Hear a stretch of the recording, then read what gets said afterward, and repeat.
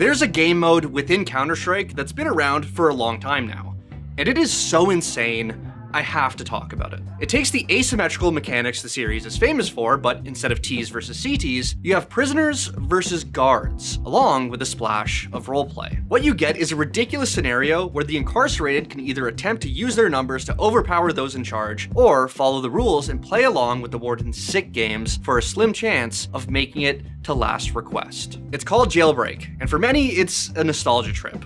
But for those trying to keep it alive in CS2, it's an integral part to the history and legacy of this franchise. Alties, look at your warden, but stay inside the big cage. This is what will happen if you try to rebel.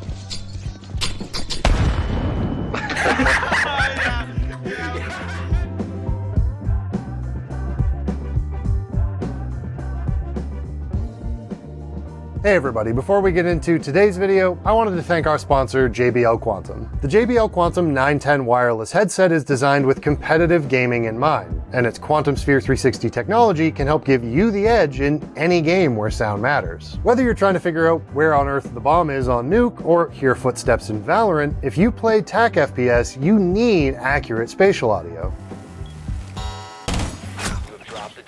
And there's no other headset out there with JBL Quantum's Quantum Sphere 360 tech, which uses an algorithm to accurately render virtual surround sound alongside head tracking to ensure the positional audio is always precise. Visit jbl.com/gaming to find out more. And check out the special edition Cracked episode we did about the JBL Quantum 910 wireless headset and its revolutionary 360 Quantum Sphere tech over on JBL's YouTube channel using the link in the description. Alright, let's get back to the video. CS has historically been a sandbox filled with tools for players and creators to experiment with. And over the last 2+ decades, that's resulted in a laundry list of eccentric game modes that flip Counter-Strike's intended gameplay on its head. And for a while, my real gamers out there will of course remember, right up there with Trouble in Terrorist Town, Surf, and Zombie Escape was a mod called Jailbreak. Just like Zombie Escape, it's in the name. One team is tasked with breaking out of their confinement and simply surviving, while the other tries to stop them. But of course, it's so much more than that.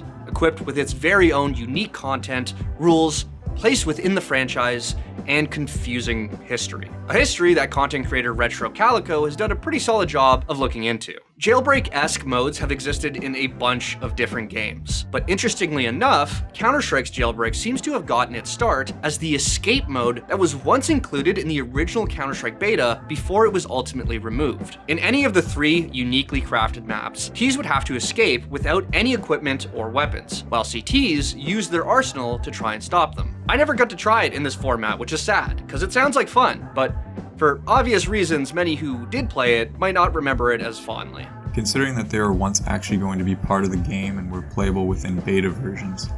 The mode, however, suffered from some bugs, and although people thought it was fun, players felt it was better off as a minigame rather than a competitive mode, so it was scrapped in the end. And I'll be honest, I really can't imagine playing this style of game mode in Counter-Strike Global Offensive today either. Now, eventually, this mode evolves quite a bit.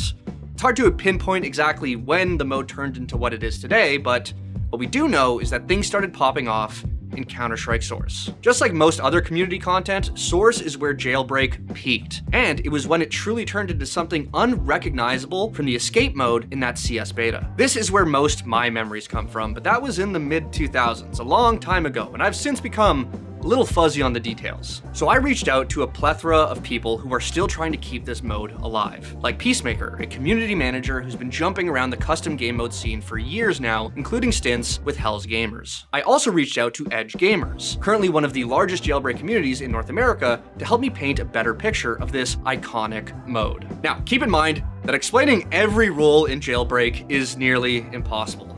The rules change not only from community to community, but region to region. How people play here is different how people play in Australia or Turkey. So I'll just try to keep things as broad as possible. Okay, so as I said, Jailbreak changed a lot. At its core, it was still about prisoners trying to beat the guards and vice versa. But now it was more like an actual prison. a f***ed up one. Join the server and you are of course put into one of two teams, with prisoners typically being the more green members of the server, while the guards are still outnumbered. A key difference now is that at the start of the round, a warden is selected. The warden acts as the leader of the guards and pretty much controls how the round plays out. Their job is to kill off as many prisoners as they can until there are only a couple remaining. That number can change, but is pretty standard at 2. There are many different ways the warden can have the prisoners killed off, depending on how much of a hard ass they want to be. If he tells you to get out of your cell and line up and you don't do that fast enough or act a little too sketchy, that could result in a bullet to the back of the head. Guards can also give out their own punishments, or free kill when it's unjustified. But for a server to be enjoyable and not delve into chaos, the warden will have to use their judgment and even punish their own at times. The jump must be tried by 2:15. Good luck. Go.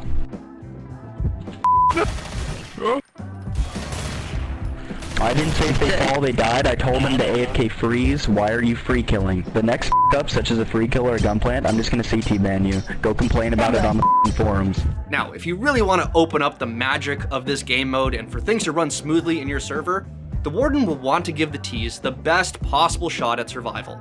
And they do this through mini games, like simple jumping challenges like the one you just saw, or a round of Simon Says, a race, really anything. This is where things really get interesting. You see, one of the most important aspects of Jailbreak are the maps. Like Zombie Escape, map makers have been able to create these massive labyrinths that don't just include cells and rooms and armories, but entire elaborate mini games within the map, from sports to obstacle courses to surfing. And as the mappers have gotten more talented and the games have jumped between Go, Source, and 1.6 and so forth, the maps have gotten more incredible. So as the warden, your job is to direct the prisoners through these different minigames, or the ones you make up on the spot yourself, until only a couple remain and make it to Last Request. Last Request is one of the ways the prisoners can win the round. The other is of course just by killing the guards and warden. Whether they find a secret in the map that leads to a gun, sneak up on a guard and knife them for theirs, or break into an armory, there are so many possible ways for the prisoners to get their hands on guns and rebel. Of course, attempting to do so will mark you for death.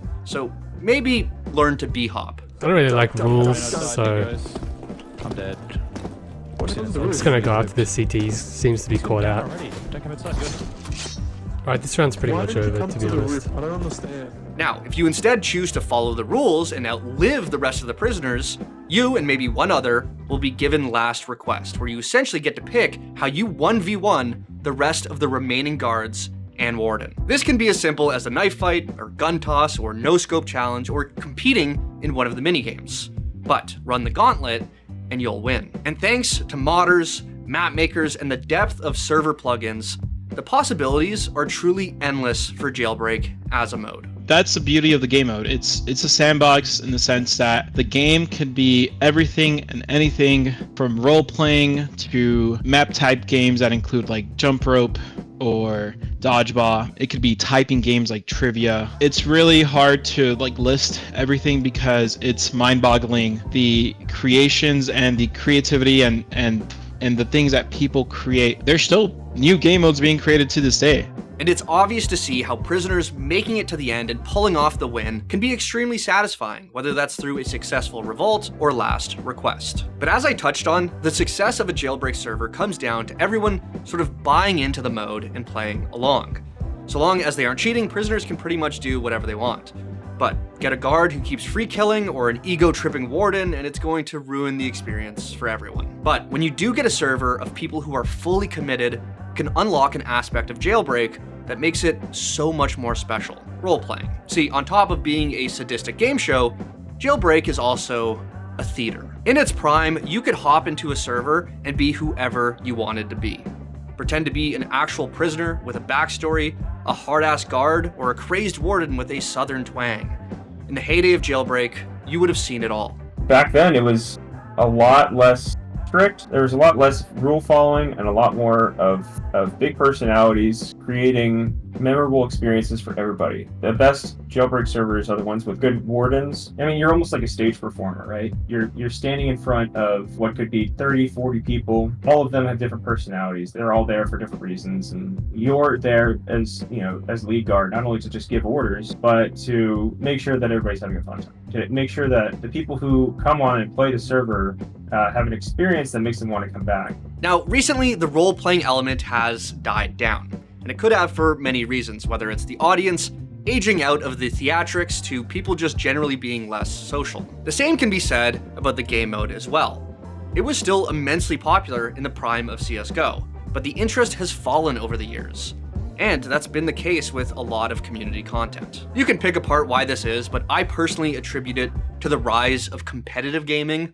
Yes, there is still a want for crazy party-style games and role-playing, but a lot of the time, it's easier and more enjoyable for people to just hop into ranked and grind. And as Jacko pointed out, the pandemic and Discord have made communities smaller and more insular. Instead of forums with thousands and thousands of people or dozens of different servers you can hop into on any given night without knowing a single person in them, now, these scenes run through small Discord channels that you usually have to be a part of to know what's going on. It also sucks that a lot of the communities that were once pillars of custom content are now dying or have already died. GFL, one of the largest and most iconic communities, has all but shut down due to a lack of interest and money. It costs dollars to run these servers and takes a ton of time to organize them and God, even make them maps. And it's hard to keep people interested and get map makers to keep cooking when things just don't work how they should in CS2. It's a broken record issue, but Valve's switch to CS2 has impacted custom content in so many ways, and not just the absolute dog shit server browser. On top of Hammer already being an insanely annoying mapping tool to use, the plugins that these modes used to rely on are straight up broken or non-existent in this game. VScript is basically a subsection of Hammer, which allows creators to implement code into the maps. It allows for much more complex mapping and operations, and so far, Valve has not released VScript in CS2, and because of this, it has really handicapped and essentially neutered gameplay and complex gameplay, specifically in Jailbreak, that we see a lot on the maps. There are still people out there doing really cool shit with maps in CS2, but by removing access to CSGO where things worked, communities like Jailbreak are forced to go back to source, try to make things work in CS2 with less features, or quit. Now, Peacemaker and the EGO lads and many more are trying to keep things alive by hosting events and running servers, so I implore you to look them up if any of what I've spoken about sounds interesting